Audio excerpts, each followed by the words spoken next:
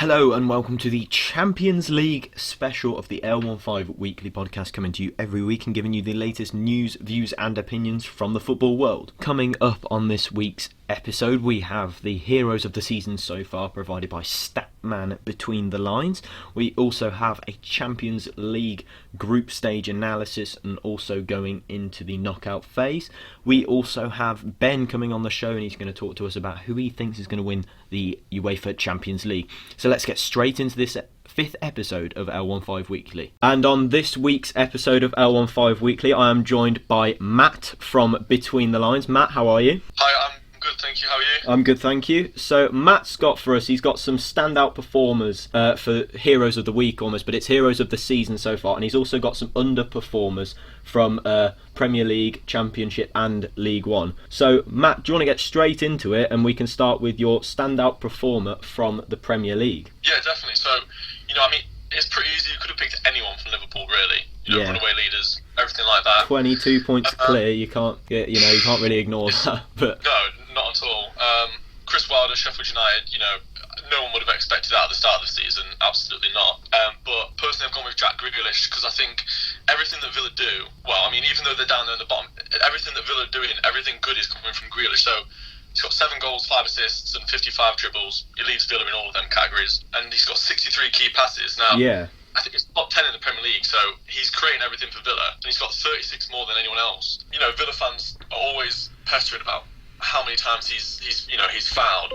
He's been fouled 111 times, which is 26 more than anyone else in the Premier League. So he's creating all the chances with the key passes, and he's getting on the ball with the fouls won. So everything Villa are doing is coming from him. So every week he seems to either bail them out with either a goal or an assist, like the one he scored against Brighton a couple of weeks ago. A fantastic goal.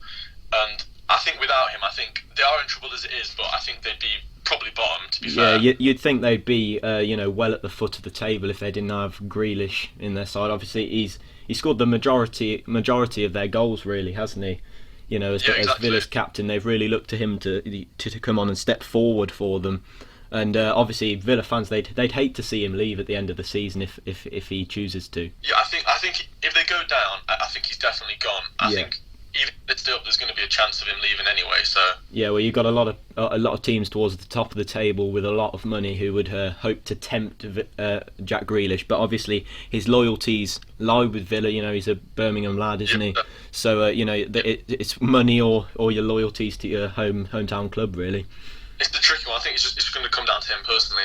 Yeah. Over any, I think. And you've got your underperforming player in the Premier League for me then. Yes, I do. So Newcastle fans probably won't agree with all of it, but I've gone with Joelinton. So he leads at Newcastle in aerials won. He's got the most block passes and he's made the short passes. So he is doing things for Newcastle, but he cost them 40 million, and I think Newcastle would probably have expected to at least have got a 10-goal return as a minimum. Yeah. But, he's had 38 shots and he scored 1 goal, which is pretty atrocious, really. So it gives him a conversion rate of 2.63%, which is not a great pretty bad, goal. Yeah, and it's quite funny if you look at it that he's costed Newcastle about over £1 million for every shot, just over £1 million for every shot he's having, which is quite bad when you think about it. So, but he does things for the team, but he really needs to start scoring now. Alan Saint-Maximin, he's starting to pick up again. He's been hit and miss at some point. He's had niggling injury here and there, but based on the money that they've paid for him, I think it's a huge disappointment for Newcastle. They'd have expected a lot more. Yeah, he's still young, so there could be room for improvement. There could be a bit of time for development, but obviously he is doing some things right. But the crucial thing you want as a striker is to be able to put the ball in the back of the net, and that's not something that Joelinton seems to be doing regularly in the Premier League at all. No, maybe if he gets through the season, he has the summer, and he gets a little bit more adapted, but I think it needs to happen sooner rather than later. Yeah, and you have some standout performers in the EFL Championship. Yeah, so for Championship, first one I've gone for is Matty Cash for Forest. Predominantly before this season, he's played on the right wing for Forest, but Dorica went down with a season-ending injury at the start of the campaign, so they've kind of slotted Cash in as a makeshift, and I don't think they've really looked back since. So I think you can argue that he's probably been the best right back in the Championship this season. There's a few other players, but he definitely is one of the ones that sticks out. in your mind. So he's got the highest average rating for any right back in the Championship to kind of back that bit up. He's got 88 tackles, which is also the second most in the Championship. So he is making a massive impact for Forest down that right flank. Yes, he does have the defensive side, but also he has the attacking side based on his pass to play on the wing. So he's chipped in with 4 assists and up and down the Forest wing. I think he's causing problems for other teams, and he's starting to learn the position. I think with the interest that came from Milan and West Ham, I think it's just building. And he's having a fantastic season, I think. And obviously, as a Forest fan yourself, do you think Forest are going to reach that automatic promotion this season? I think it's a tight one, to be fair. I mean, these next couple of weeks are going to be huge for every club in the Championship. Yeah. Leeds have got a massive week coming up. Brentford. So I think West Brom, if they pull away and then it becomes a one-horse race for second place, it could get a little bit scrappy. Yeah. But I think Lamouchi's doing fantastic at Forest, and they've got all the capabilities to reach that. It's just whether they can push ahead and achieve it, really. Yeah. And do you have another standout performer from the Championship this season? Yeah, so I think it's pretty impossible to not mention Ollie Watkins with the Championship this season. He's doubled his tally already from last season, and we've still got 15 games to go. He's got a shot conversion rate of 24.4%, which is quite ridiculous, really. It's 20 goals from 82 shots is a fantastic return for Brentford, and he's still only 24, so he's getting better and better. And I think the only way is up for him.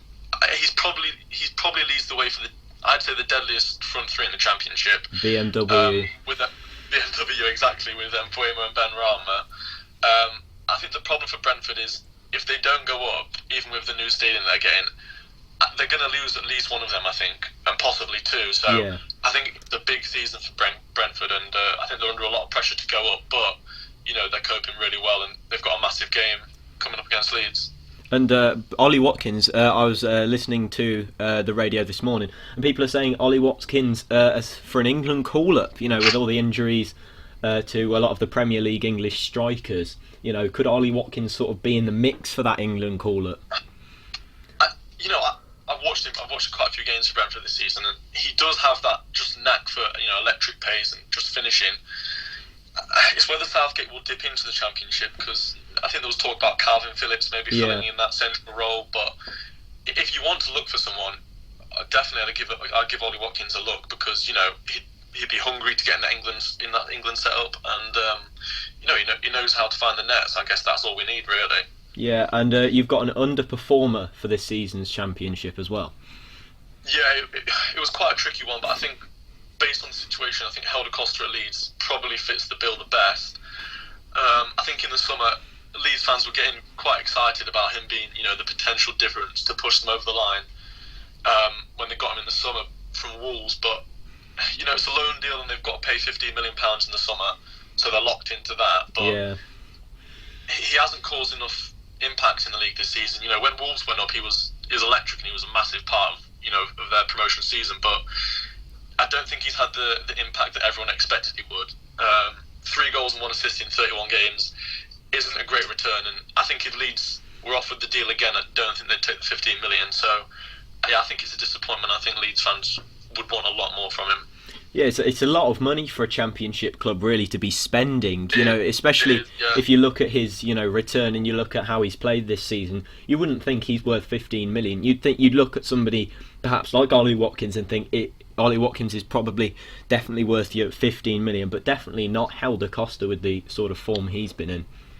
No, definitely not. I think, Bowen going to West Ham, it wasn't that much more money, I don't think, than about 18 or 19 or something like that, wasn't it? Exactly. So I think if Leeds go up, they'll take it on the chin and it'll be worth it. But I think he needs to step up this run into the Championship season. He might turn good, he might not. It's based on what I've seen so far, though, he needs to improve massively. Yeah, and you've got some standout performers in EFL League One. Yeah, so I think the League One's been quite interesting this season, along with the Championship. So, but Ivan Toney is the standout. He's been fantastic. He's got 21 goals in 30 games, 4 assists. He scores 7 more goals than anyone else in League One, so he's way above everyone else. He scored 35% of Peterborough's goals. They've got a league high, 60 goals. They've lost Marcus Maddison. Yeah, big loss to to Hull Hull. City. Massive blow, but he's carrying the load from at the minute, and he's averaging a goal every 122 minutes, and his shot conversion rate is 17%. So it's pretty good based on he's had 122 shots. I'd say that's quite a decent return.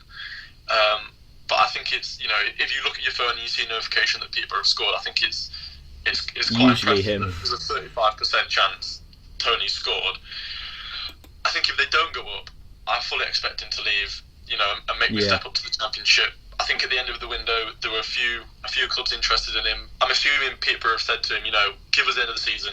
If we go up, stay with us. If not, we'll let you go. But he's ripped apart the League One this season, and he's been the standout for Peterborough's push up the table. Yes, he's been incredible, and you've got another standout performer in League One. Yeah, so I've gone with Jordan Shipley for Coventry. He's got 5 goals, 5 assists, which is first and second respectively for Cov. Given the difficulty of playing at St Andrews this season, I think it's quite impressive. Being away from their natural home of the Rico, but they've only lost 3 of the last 26 games that Shipley's played this season, and he's averaging a goal every 197 minutes, which for an attacking midfielder, I think it's fantastic. And he's a great option for Cov, who I feel like they've gone slightly under the radar this season, and they're slowly getting up the table. And they're 8 games unbeaten and they're 2 points off the automatic. So if they win their 2 games in hand, they'll go top. So I think they're in a fantastic place, and I think I expect Coventry to be in the Championship come next season. Yeah, you'd have thought Coventry, with their stadium move and possible financial trouble, has really overshadowed the season that they're going through at the moment. Which is, if they are in financial trouble, which is really incredible, the form that they're in at the moment. It is, yeah. No, they're playing fantastic, and they've got a great defensive record. They've got a great goalkeeper in Morosi, and I think they're playing as a team, similar to probably what Sheffield United are doing under Chris Wilder, but they've got a team unit and a great morale there, and I think they're doing great things. Yeah, and I think that's all we've got from you, Matt. So you can check out Matt's Twitter page, which is @between_TL, and you can check out his website, www.betweentl.com, and obviously they'll be in the description, so you can go and check out Matt's various social medias. Thank you very much for coming on, Matt. No problem, thank you for having me, I really enjoyed it. No problem, thank you. So, what has come of the Champions League season 2019-20, and what can be expected? Let's start in Group A. So, PSG finished top with 16 points, Real Madrid was second with 11 points, Club Brugge were demoted to the Europa League round of 32 with only 3 points in the group, they finished third. Galatasaray were left in 4th place with 2 points, being handed the wooden spoon in Group A.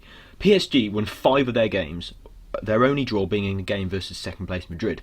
Real Madrid have 13 Champions Leagues, along with 2 UEFA Cups and a UEFA Super Cup, but with Real Madrid at the top of the league, are they taking the UEFA Champions League easy this season, being held to draws with Club Brugge and PSG? That's not sort of the standard that we come to expect from Real Madrid. Perhaps they are focused on creating a hold back on the league after Barcelona, have got back into the groove of keeping that. So PSG, back onto them in Paris, scored an average of 3.17 goals per match, claiming an average of 2.67 points per game. 83% of PSG's games resulted in a clean sheet, so an excellent record with goalkeeper Keylor Navas in goal, scoring a total of 17 goals in 6 games, whereas second place Real Madrid collected an average of 2.83 points per game. 50% of their games resulted in a win, 33% of their games resulted in a clean sheet, so showing a weaker defensive record than top placed PSG, but with a very good goals per game record for Real Madrid. It is slightly better than PSG, scoring 3.67 goals per match. So PSG and Real Madrid going through out of Group A. So let's move on to Group B, where we find the best team statistically in the competition so far. So Bayern Munich, they had a 100% win percentage, finishing top of the group with 18 points, the only team to do that in the Champions League this year. Tottenham Hotspur came second, gaining 10 points with 3 wins, a draw and 2 losses, both of which were against Bayern.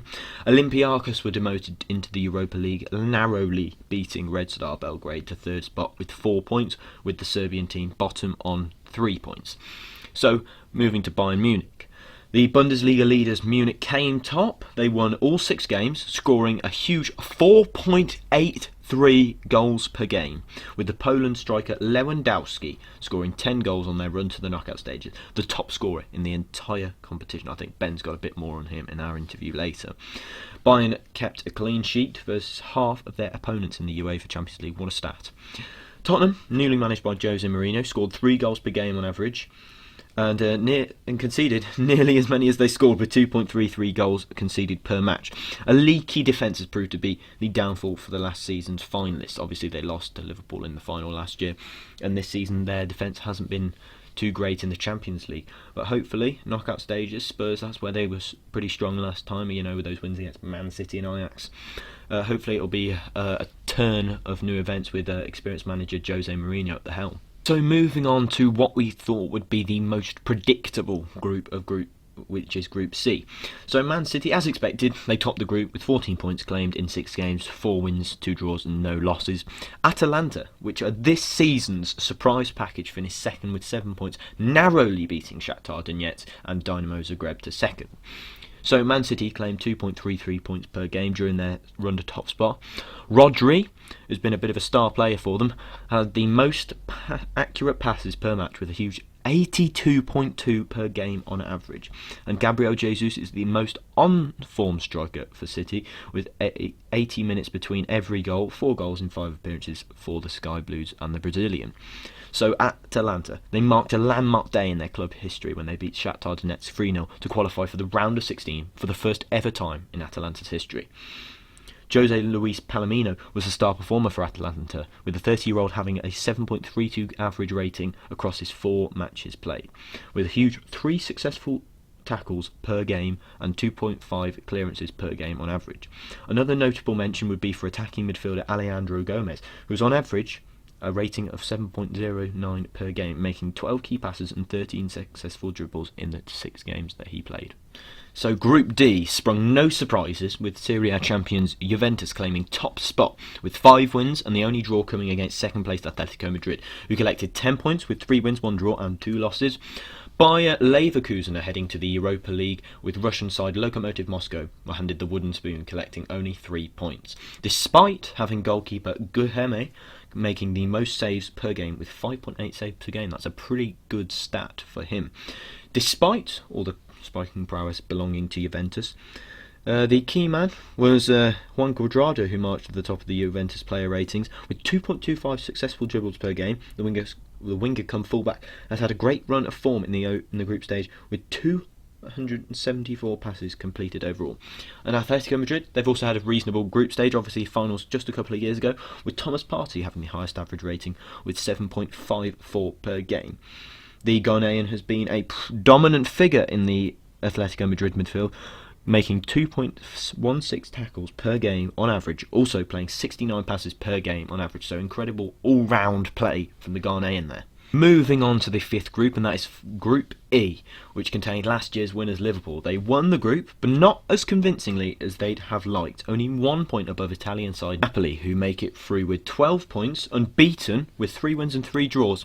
Impressive Austrian side, obviously formerly home to Erling Braut Haaland. Red Bull Salzburg are sent packing into the Europa League, but you feel they might do quite well in that competition. And Genk was sent home with no European competition, with 1 point at the foot of Group E, obviously losing star player Sander Berg along the way, and Mbwana Samatta. The Merseyside team's best player of the group stage was Egyptian international and Liverpool star Mo Salah, with an average rating of 7.73. With 4 goals in 6 games, Salah was a huge part of Liverpool's group-topping performance, with 9 key passes played through the duration of the group stage. Moving on to the Italian side, Napoli's key player comes in the form of towering Greek defender Kostas Manolas, who has the most clearances per game with 8.8 on average. That is the most in the entire competition, most in the UEFA Champions League. With an average rating of 7.14, the 28-year-old has been a rock in Napoli's backline, obviously, along with Kalidou Koulibaly, which, if you didn't know, he said he wants to leave Italy and move somewhere else. So, Premier League clubs, I can see some of them sniffing around him. Moving on to our 6th group, and this is Group F, the proclaimed group of death. Barcelona were top with 4 wins, 2 draws and 0 losses, winning 2/3 of their matches. And, it was going to be tight between Dortmund and Inter, but Dortmund claimed a spot in the knockout round with only 4 points less than the Catalan outfit.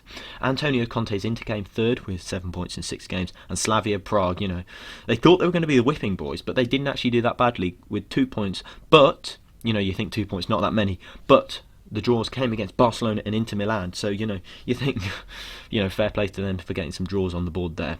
But Barcelona, their key player was 6-time Ballon d'Or winner Lionel Messi, unsurprisingly. But he was their key player, completing 7.8 dribbles per game and having an average rating of 8.23 per game. Messi also had 14 key passes. That's one of the best records in the competition. Moving on to second place, Borussia Dortmund, who had a good run through the group phase with Achraf Hakimi. I think Ben's got more on him as well later, having an average rating of 7.58, scoring 4 goals in 6 games from right back. So that's an incredible record for Achraf Hakimi. He's only 21 and had 14 successful dribbles, and he's obviously a great prospect for the future, is the Moroccan. Moving to Group G, which is a bit more of an open group with 4 teams that could all possibly, get through to the knockout stages. So we start with Bundesliga surprise package RB Leipzig, who topped the group with 11 points, only losing once, so that's a pretty good record for the German side. And French League disappointments, Lyon also went through with 3 less points than RB Leipzig. Benfica leave for the Europa League despite having the same amounts of points as 4th place side Zenit St. Petersburg, who had an inferior goal difference. Red Bull Leipzig had a tournament high successful tackles per game with an average of 13 per match. So that is a very good record, obviously really good with ball recovery there for RB Leipzig. The German side's key player in the group stage is Swedish international Emma Forsberg, with an average rating of 7.70 per game, scoring 3 goals, bagging an assist, with 84% of passes reaching his target. So incredible for the Swedish international there. And you move on to second place, and you move on to Lyon, who have been dismal in Ligue 1 this season, with only 33 points claimed and sitting 9th in the table. So this knockout round run has been something to look forward to for fans of the Olympique. Obviously you think, we're not having a good run in the league, so let's look forward to the Champions League. That's sort of what things are about here. You can put your league form aside and hopefully go and dig something out in the Champions League. Houssem Aouar has been a bright spark in this unexpectedly good UCL run with an average rating of 7.38 per game. He has a total of 18 successful dribbles and is becoming the progressive midfielder Lyon fans would hope he'd turn into. He's only 21, so still plenty of time for him to improve as well. So now to talk about our final group, which is Group H, which is the tightest group of all of the groups, which saw 3 teams fight for qualification, only 1 point split first and third. Valencia topped this group with 11 points, Chelsea second, joint with 11 points, and last season's semi-finalist Ajax narrowly missed out on that knockout round in third with 10 points. Lille finished bottom with a point. Ajax, despite having top assister Hakim Ziyech, who may be on his way to Chelsea, are going to be playing Europa League football, not UCL football, for the rest of this season. That's a shame, isn't it? Valencia have starman Daniel Parejo to thank for their run to the knockout stages with an average rating of 7.46 per game. He's certainly been one to watch for Valencia, creating chances for teammates with 13 key passes. And now you move on to second placed Chelsea. They had an equally good group stage as Valencia, points wise and goal difference wise. They were equal. Willian was actually the star player for Chelsea due to the stats, with an average rating of 5.57 per game, 19 key passes and 27 successful dribbles over the group stage. What a cracking record for Willian, the Brazilian.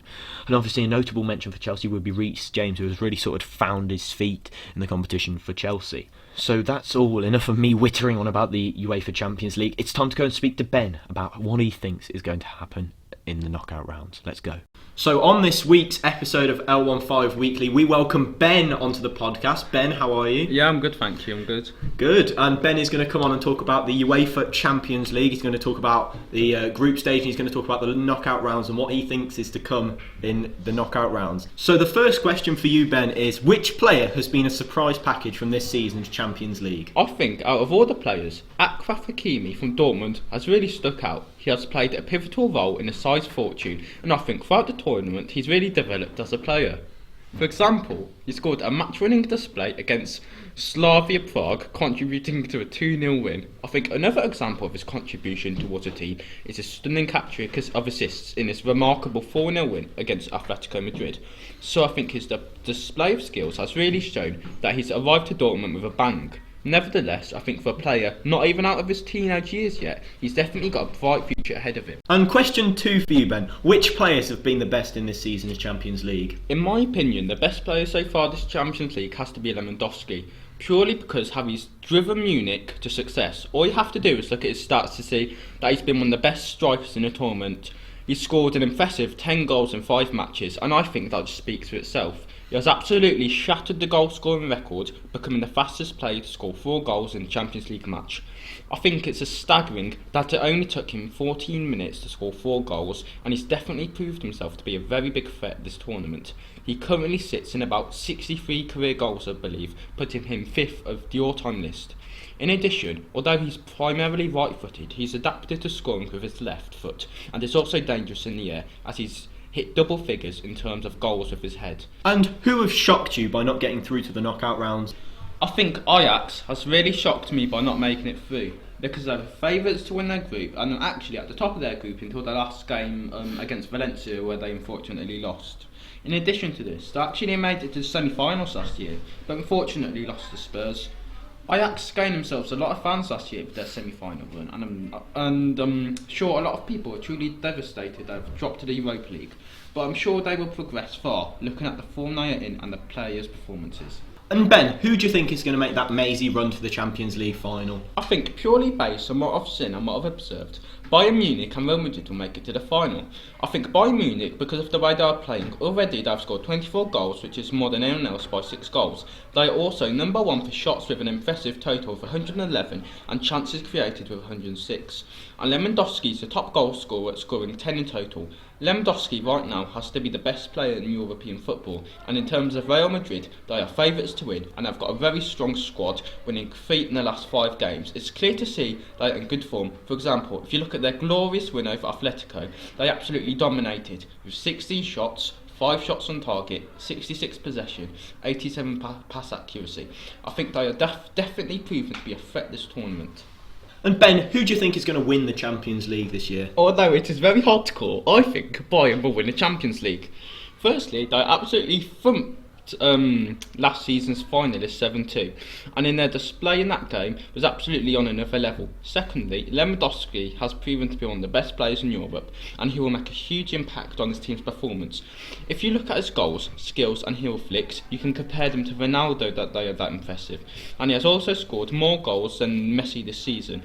And it's not just Lewandowski, Coutinho and Thiago are flawless and two of the best midfielders in Europe, and he will make a huge impact on his team's performance. If you look at his goals, skills and heel flicks, you can compare them to Ronaldo, they are that impressive, and he has also scored more goals than Messi this season. And it's not just Lewandowski, Coutinho and Thiago are flawless and two of the best midfielders in the world, and in addition to this, Bayern have a legendary line of defence which was so devastatingly effective against Spurs, and I think with all these attributes, Bayern will be set to win the Champions League. And that's all we've got time for from you, Ben. Thank you very much for coming on. Thank you for having me. I'll definitely be on this show again. Ben's going to come on for the Euro special before the summer, because Ben's actually a Portugal fan, aren't you, Ben? I am. So he's going to come on and talk about that. Yeah, we're going to win the Euros, by the way. Yeah. Thank you very much for coming on. See you later, Ben. Thank you very much for listening to this episode of L15 Weekly. Be sure to go and check out my Twitter page at LouisBen8. You can tweet me there with your Heroes of the Week suggestions for next week. You can also tell me who you want to see in Under the Microscope, and you can tell me who you want to see in Talk It Out. Thank you very much for listening, and I'll see you next time. Also, shout out to Matt from Between the Lines for coming on, and you can check out his Twitter and blog in the link below. And thank you for Ben for coming on and talking about the Champions League. You can check his Instagram in the link below. Thank you very much for listening, and I'll see you next time. Goodbye.